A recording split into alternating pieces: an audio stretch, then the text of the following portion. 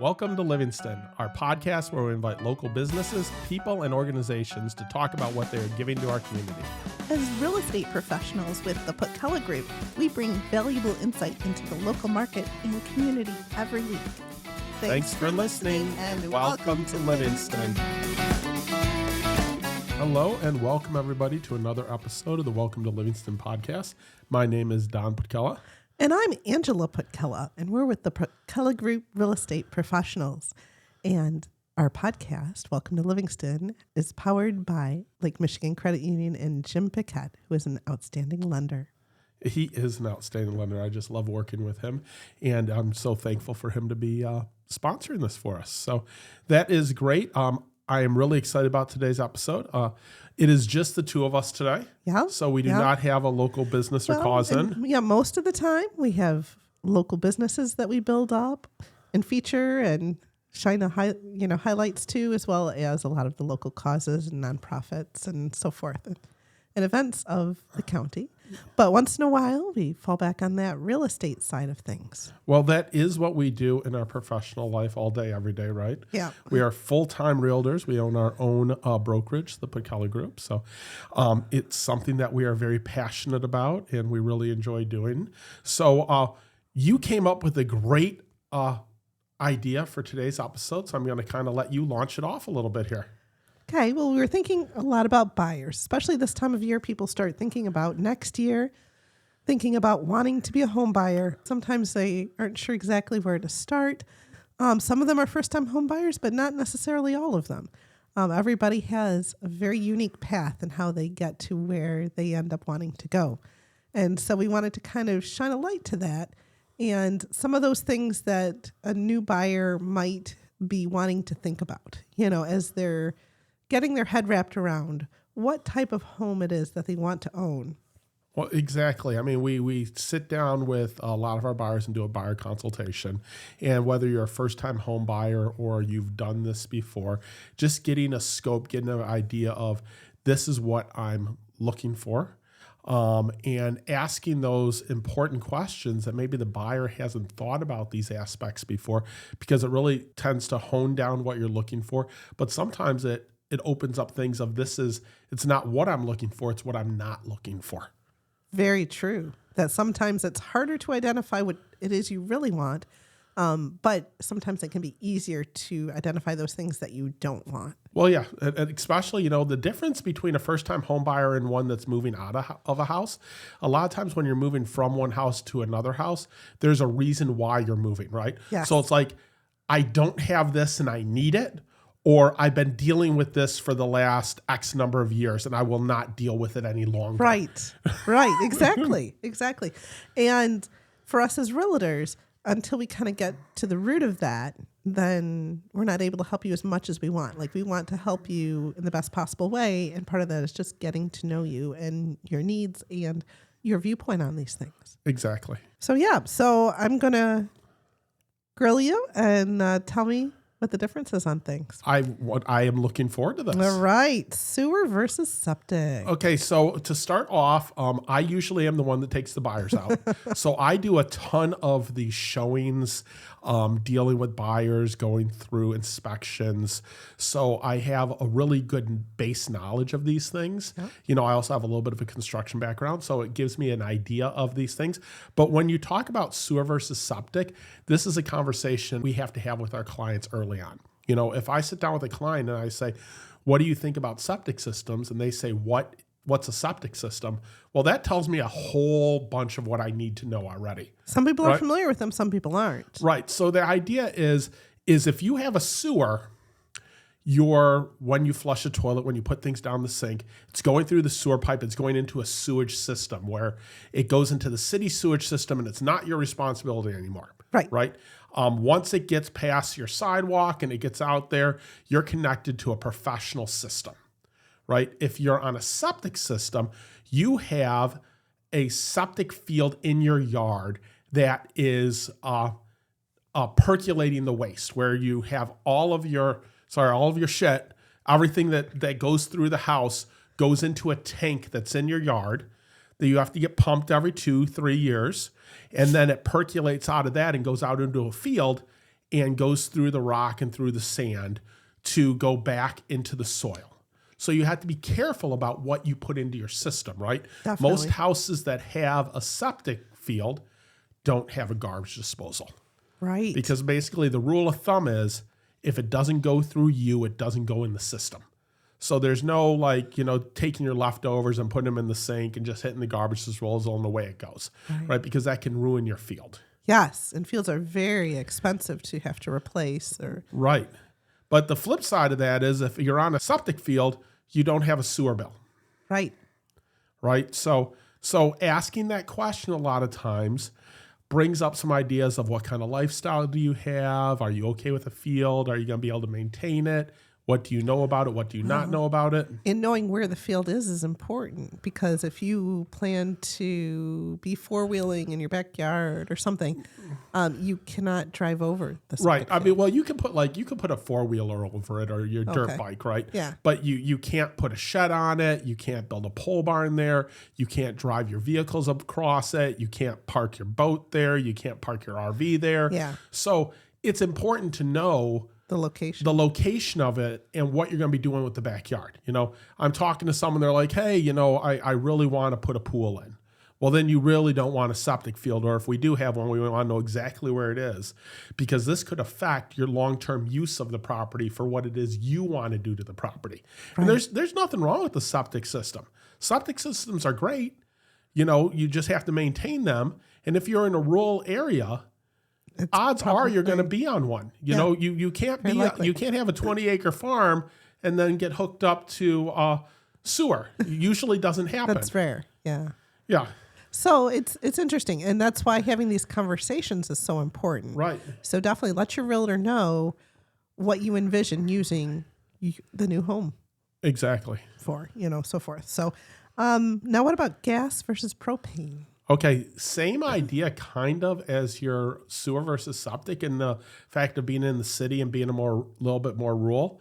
So if you have natural gas, obviously you're going to be able to, have natural gas for your water heater, for your furnace, for potentially your stove, right? Mm-hmm. If you're on propane means you have a tank in the yard. People call them a pig, but it's a big, huge tank in your yard that has your propane fuel in it to fire your furnace and potentially your water heater, right? Usually when you have a propane system, you usually have an electric water heater, so you're just going to be on your furnace. But what it is when that tank starts to run low, you have to have a company come out and refill it, right? So you're being proactive on your fuel, right? You don't want to be like all of a sudden, it's the middle of January and you run out of fuel. Well, then you don't have heat in your house, right? But one of the nice things on propane is you can prepay for the entire year. So you could, talk to the company that's supplying your propane in September, and they say, hey, what's the rate right now? And they tell you the rate, and you could lock in for the entire winter, right? If you think that the prices are going up, right? So it's a different mindset. Different way of thinking. If you're in a rural area, again, you might not have natural gas available, so you're on propane. But it's asking the questions of, again, are you comfortable with this, right? I think propane's a little less impactful to your lifestyle in your house than being on a septic system is going to be. Right. But again, it's kind of that city versus country. The further out you get, the more chance you have of these things. Right. And if you end up with a very, very cold winter, then you might burn through the gas quicker. And so you have to just be aware of that. Right. It can get pretty expensive. Yeah. If they have to come out and fill that tank more often than not, right? If you've only prepaid for so many cubic feet of it, and then you're having to get more. But on the flip side, maybe it's a little bit less, maybe you burn a little bit more wood, maybe you set your heat a little bit further down. It's just, it's a question you need to answer to know what you're getting into. Yep. So kind of similarly on some of these, it's sort of a well versus that municipal water or even a community well. What are some of those differences? Yeah, that is a great question because that's kind of connected to that sewer versus septic, right? You can be on a well, but be on sewer, right? You can be on city water, but be on a septic. But more often than not, they kind of come in tandem, right? Right. You're on well and septic, or you're on city and sewer. Yeah. When you are on city water, someone else is treating that water for you. So you don't have to worry about, is there bacteria in your water? Should I get my water tested again this year? That sort of thing, because you don't have a well. Right. The water's being pre-treated. I'd say most of the time it's being softened, but not always is it being softened. So you still might have a water softener that's going to soften your water so you don't have hard water, so you can lather up in the shower, right? And you don't have spots on your dishes. But the idea behind having a well is now you don't have a water bill. Right. Yes, right? Because if you do have city water, you have a city water bill. Right, which can run you quite a bit, especially if you have a sprinkler system, right? Yeah. But that water's treated for you, and you're not going to have a bladder or a pressure tank, so you're going to have pressure all the time if you're on city water. Right. Where if you're on well water, you may have problems with pressure. You have a bladder tank, you can take care of that. What if the power goes out too? If the power goes out, you now have no water. Yeah. This is very true. These are So important things. Right. So if you're in a rural area, you're more likely to maybe have a whole house generator, because if you lose power, you lose water as well. The other thing you'll notice, a lot of people, if they're on well water and they have a sprinkler system, you can tell sometimes because there's some staining on the outside of the house on the siding from the iron in the water, because it's not being treated. But again, it's one of those things to when I sit down with someone and we're setting up a search for someone, we're asking these questions of like, hey, how do you feel about well water? Some people are like, I hate the taste of well water. It's like, well, if you have a good water softener, you're not going to have that problem with taste. Yeah, sometimes it's better than... Sometimes it is. Yeah. 6 in one hand, half dozen in another, right? Yep. But, it's those things of like some people, we've had clients that they're like, I will never have well water again. Yes. And then we have other clients that are like, I love well water. Yes. I want my own well. They can use as much water as they want. They don't have to worry about the price of things. Exactly. It really makes a big difference for sure. So a lot of these things that go hand in hand do go along with dirt road versus paved sometimes. Right? Yeah. No, dirt road versus paved is a fun one. Yes. We have had clients, one specific client that I'm thinking of, that told me, I will never be on a dirt road again. Yes. And lo and behold, they are on a dirt road right now and they love it. Right? Well, because you just never know sometimes through the process. But keep that in mind. Dirt road versus paved road. And then are you on a private road versus a public road? You're on a dirt road that's private. Someone has to maintain that. And sooner or later, they're going to be coming by for you to ask for a little bit of money for some grading. You want an agent that is professional, that knows what they're doing, and is able to see, is there a road agreement on file? Yeah. Who's paying to take care of your dirt road if this is a private road that the community is supposed to be maintaining? Because as a new buyer, you have a lot of questions. You're going to have a lot of questions, and that's okay. That's perfectly normal. But that's why it's so important to have an agent that A, already has the answers, or B, already knows the questions and can answer them before you ever even have them. Exactly. And then, how well is that road maintained? I've been on dirt roads that are amazing. Yes, that are marvelous. Right? They're so smooth. They take care of it. I've been on other ones. I'm like, if I was running on this every day, my alignment would be screwed within a month. Right. This right. is true. So some of it is just looking at the quality of it, but it's asking those questions, And sometimes, especially people with sports cars, people with motorcycles, those are very real concerns with the dirt road. But sometimes a home can be just, X number of yards off of pavement, right? Where you're paved almost the whole way. And other times you're taking dirt road after dirt road just to get to the final dirt road. Exactly. It all depends. It all depends. But you own a Corvette, right? Right. You don't want to be on a dirt, if you do, Yeah. You don't want to be on a dirt road, right?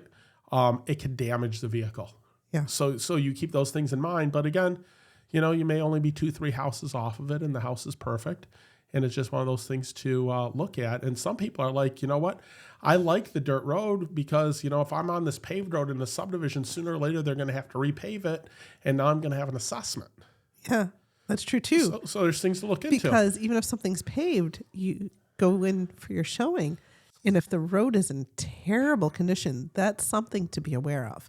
Because if there is a road assessment, those things can be in the tens of thousands of dollars in many cases. Exactly. But again, all these first questions, and I like the way you've put them together, because it's one of those things of like, as you answer these questions, you're able to either widen your search or narrow your search, right? Because the whole idea of working with a buyer is to make sure that they are looking at quality houses that they're going to want to put an offer on, that they're not wasting their time going out to look at them, right? I'm trying to vet the houses before they ever get out there. If they say, hey, I need A, B, and C, and this house doesn't have A, B, or C, then it's probably not a house that they want to go look at if those are, things that they have to have, right?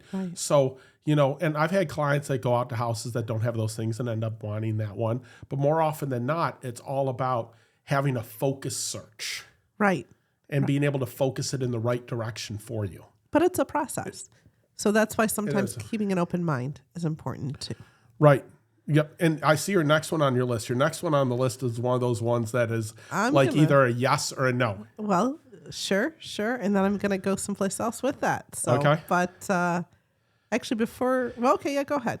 Well, before that, I just wanted to take a moment to acknowledge our sponsor, Jim Paquette with Lake Michigan Credit Union. And here is a word about Jim Paquette. Today's episode of the Welcome to Livingston podcast is brought to you by our valued sponsor, Jim Paquette with Lake Michigan Credit Union. He is a trusted mortgage lender who has lived and worked in our community for many years. Jim Paquette is dedicated to helping our neighbors achieve their homeownership dreams and is proud to support the local businesses that make our area special. Now let's dive back into the stories of the incredible entrepreneurs we are featuring today. So we were going to talk about HOA or no HOA, but before we get into that, I'd like to touch base condo or house, because that's a big contrast. And some people are open to both and other people have strong feelings. What's the difference between having a condo or having a home? A condo versus a house. One of the main differences in a condo versus a house is you have a monthly fee on a condo. So, you may be spending anywhere from $200 to $450, $500 a month if it's in the right, right price point in monthly fees towards the condo association. But they're taking care of the maintenance on the outside of the house. Right. So you don't have to worry about mowing, edging, plowing your driveway, a lot of times shoveling your walk. If there's a leak in the roof, they come take care of that. Or even replacing the roof. Cases, siding comes off on the side of the house. They're taking care of the maintenance of the structure. Right. So you get a benefit of that. Right. Yeah. But with that comes rules. Right. So you could have a detached condo where you don't have any neighbors abutting your walls. Right. But you could be on an end unit or a middle unit where you're sharing walls with other people that are in the condos, right? But there's some people that really like that. Condos are great for someone that doesn't want to do any maintenance. They don't want to have to take care of anything. They no longer want to own a lawnmower, and they don't want to hire someone to do the work. They just want all of that taken care of. Condos a lot of times are considered low maintenance. And that's the nice part, is because then it's a consistent amount that you can feel comfortable and confident with, and so there's fewer surprises. Right. I mean, if you're in a house, at some point, all of a sudden you're like, oh my gosh, I have to come up with, $25,000, maybe more to replace my roof. Yes. You're not going to have that in a condo. Yeah. Right? They're going to maintain that portion for you. Now, that being said, if you're in a condo or if you're in a site condo, so quick thing. Yeah. Site condos, the house is your responsibility. Yeah. But because you're in a site condo, you have HOA rules that you have to abide by. Yeah. So they may say you can't put up a basketball hoop. You can't have fences. You can't have a shed. You can't have 100 flamingos in your yard. Yes. Pink plastic that is flamingos, a famous case that went with that. Yes. So you have all of those rules that come with it, right? Right. So some people don't like site condos because, they're not taking care of the structure, but you still have to deal with the rules. Right. Other exactly. people like them because they're like, well, that means I'm not going to have the Clampetts living next to me. Yep. This is true. But so a site condo, if you ever come across that term, is a lot more like just a typical house than it is like a condominium condo. Yeah, it's more like just a house, but you have HOA rules. Yep. But I would say the biggest difference is in lifestyle, right? Yeah. You have to be, if you're in a condo, you have to be okay with neighbors close by. You have to be okay with the rules. But maybe you don't want to have to deal with any of the maintenance anymore. Right.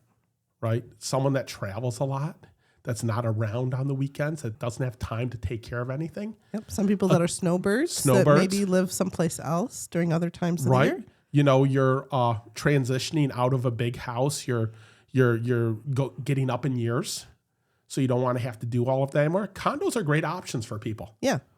Now that being said, we've had clients that think they're ready for a condo and get into a condo and decide they don't like it.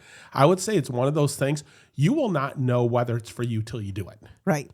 Like if you know it's not for me, odds are you already know that, right? Yeah. But there's people that are like, I think I want a condo. And then they get into a condo and they're like, that was not the right decision. That's true. Other times they're like, this was the best thing ever. Exactly. Like I don't ever have to worry about mowing the lawn or anything. What they love is the shoveling. Yes, that's true too. A lot of these condo complexes will shovel right up to your door. And like immediately too. Yeah. Some of them. So they love that. Yeah. Yep. So it makes a difference. Now, sometimes as we talk about first-time home buyers, very tight on budget, home values are definitely robust. And so sometimes they have to pick between a garage or a basement. Or having neither. Yeah, this is true. Or neither. But in a lot of times, in a perfect world, most first-time home buyers really want both. But it's not unusual for the question to arise of which one's more important. Exactly. Before I even start this, it's interesting when we have some buyers coming from out of state or from states that don't have basements. Right. The shock and just awe of the idea of a finished basement is just more than they can comprehend sometimes. Sometimes, yeah. It's something that's pretty special that we take for granted here in Michigan, this idea of a basement. Yes.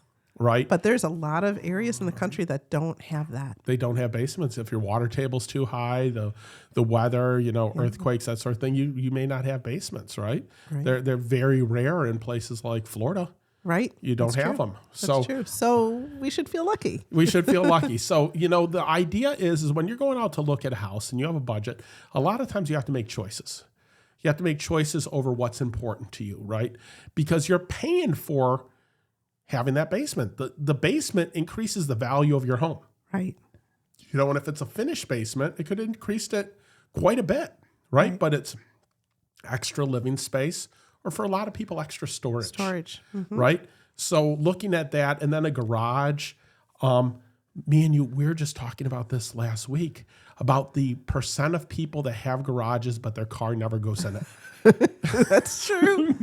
Even in the winter. Yeah. It's so often the garage is where you have so much of your stuff. Yeah. People do use it for storage. They use it for storage, maybe use it as a work area. They have a lot of tools and that out there. But yeah, sometimes people want to work on their vehicles, right? And so they do need that space in the garage. So that's why it's important, as you're telling your realtor what's important, to let them know why. What do you plan to use it for? I've had buyers before that I have to have a 3-car garage or more. Yeah. I mean, I've had ones that like I need a pole barn or a 6-car garage. I'm like, well, that's a wonderful problem to have. I wish I had that problem. But, the thing is if you need it, you need it. It's something we can put in the search that you have to have a garage. Or if not, sometimes I'll be able to find one where I call the person up. It's like, hey, I'd like you to come out and look at this house. It does not have a garage, but I've already checked.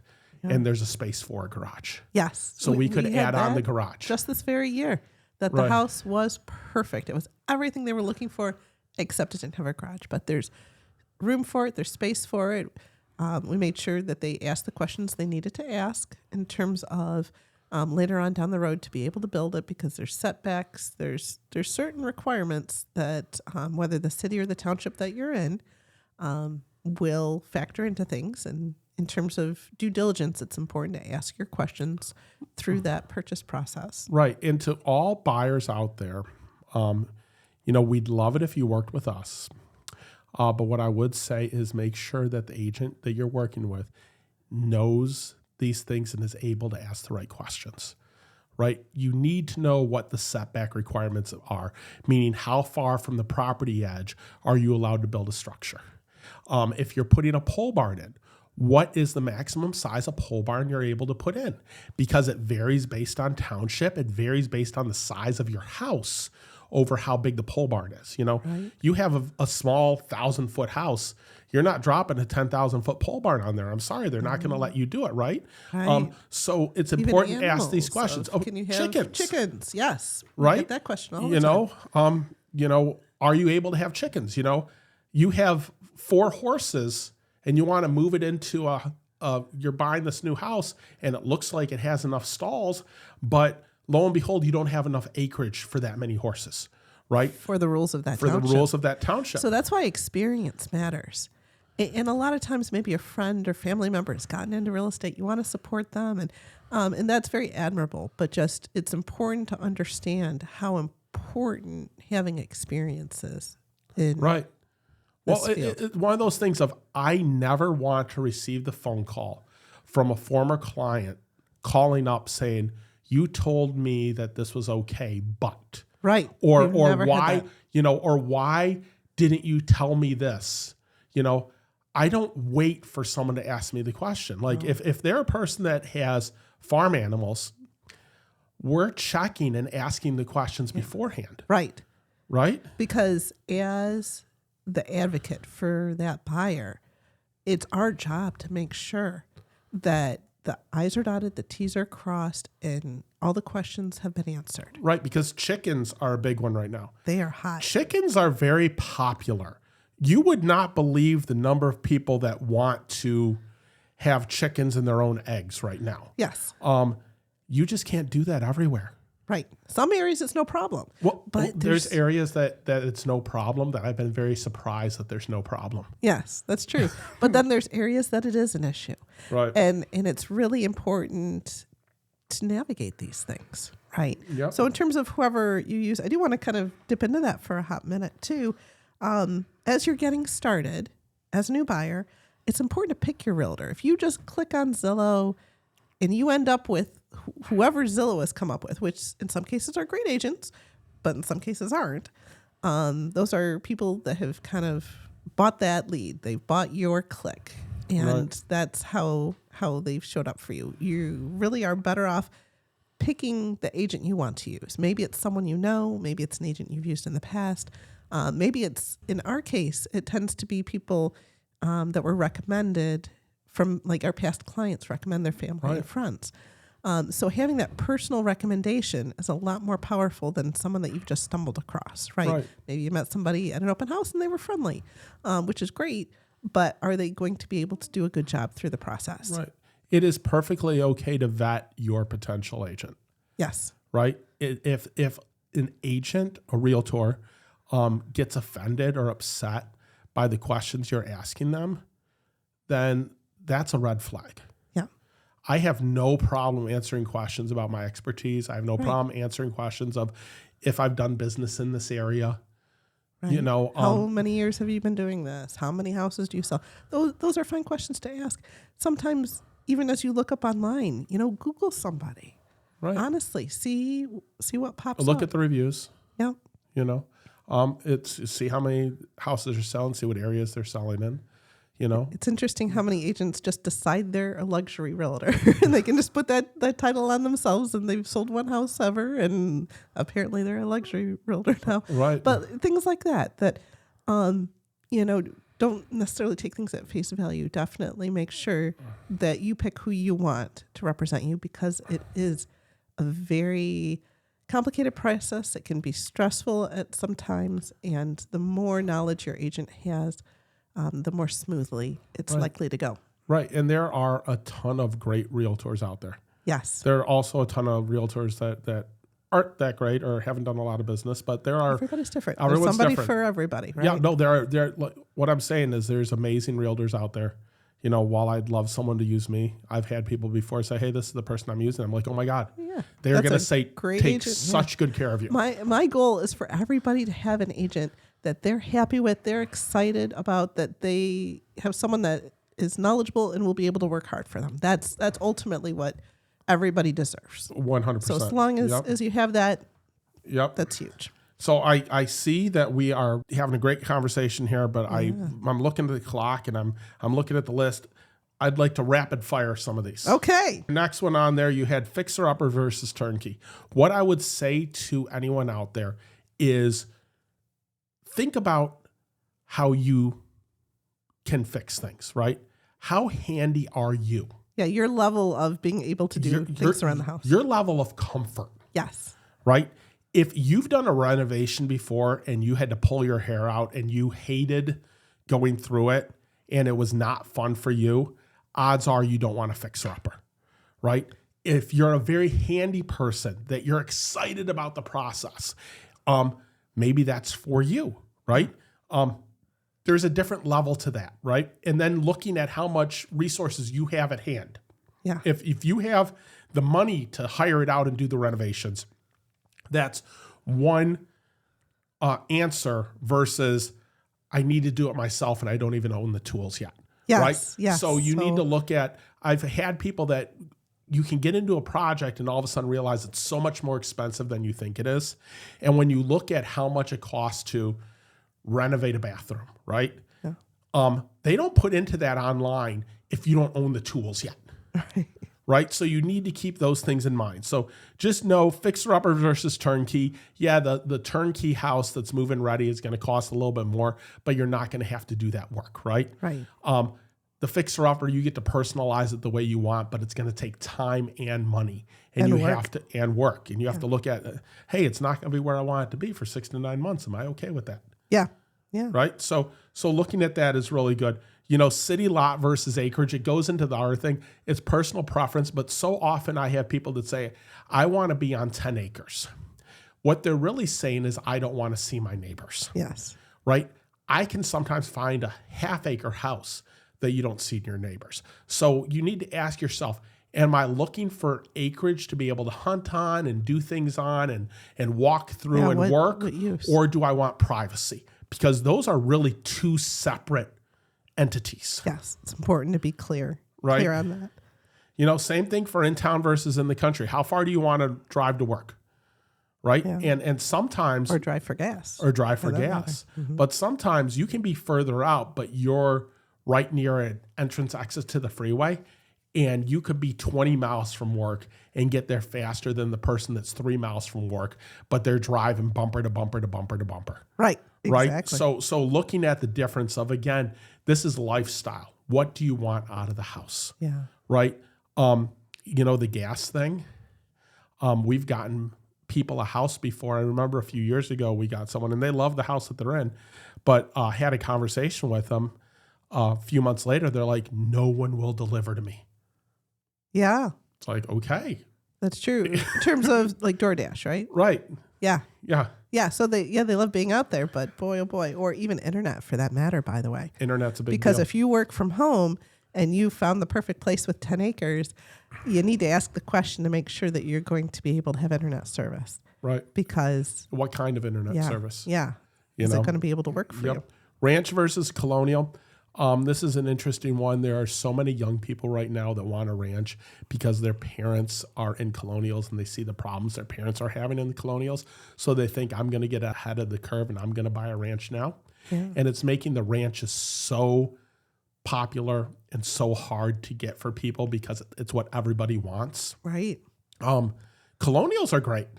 Colonials are cheaper to build. There's a reason why there's so many colonials. Yeah. Because they're cheaper to build than a ranch.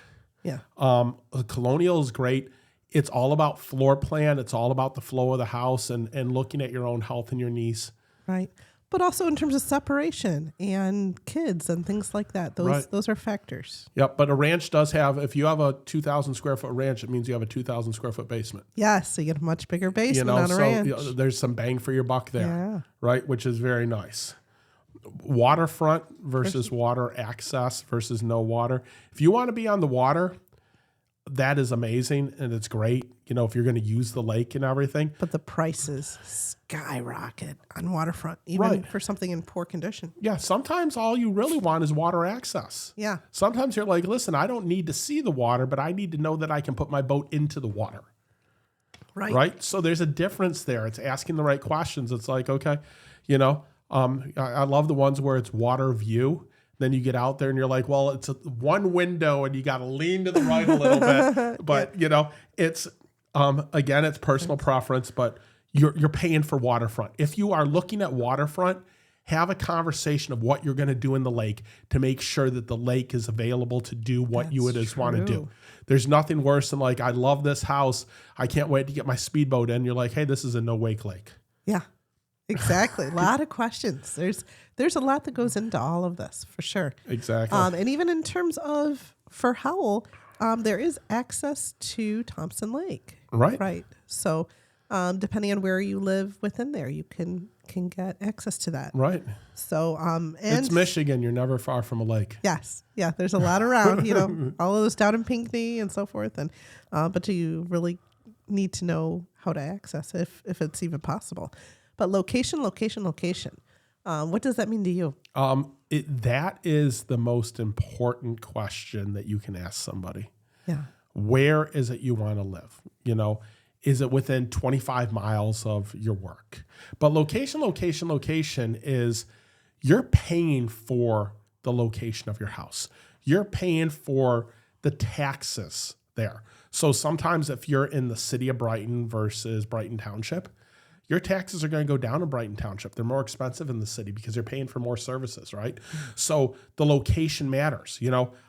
Is school district important to you? Yeah. You could have a Howell mailing address in Brighton schools, right? So the location matters in terms of what school district are you in? What is your tax base? How close are you to amenities, right? Are you on a main road versus not a main road? What's the zoning that's surrounding you? You're buying acreage and there's a bunch of acreage around you. What's going to be happening to the acreage around you? Are there any developments coming up that you should know about? Yes, because then that dips into resale. And while you're purchasing a house right now, and you may plan on this being your forever house, and you never have to worry about selling it ever, it's prudent to at least think that through ahead of time. Right.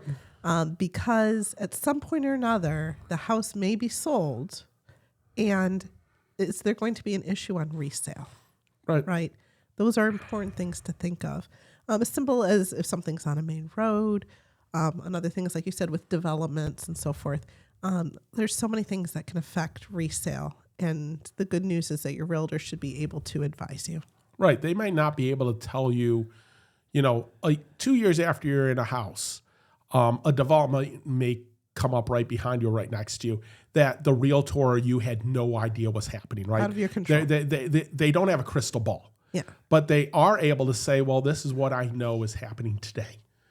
Right. They're able to identify some of the things. They're able to put out some feelers and talk about some of the issues, right? And their experience with different things of, hey, this particular area, down the way here, I've known has had some issues with flooding. So it's great that there's this river over there, but know that. Right. Knowing whether you're in a flood zone, how close you are to a flood zone, all of those things. There was a house last summer or summer before last that we were showing someone that was right near a gun range.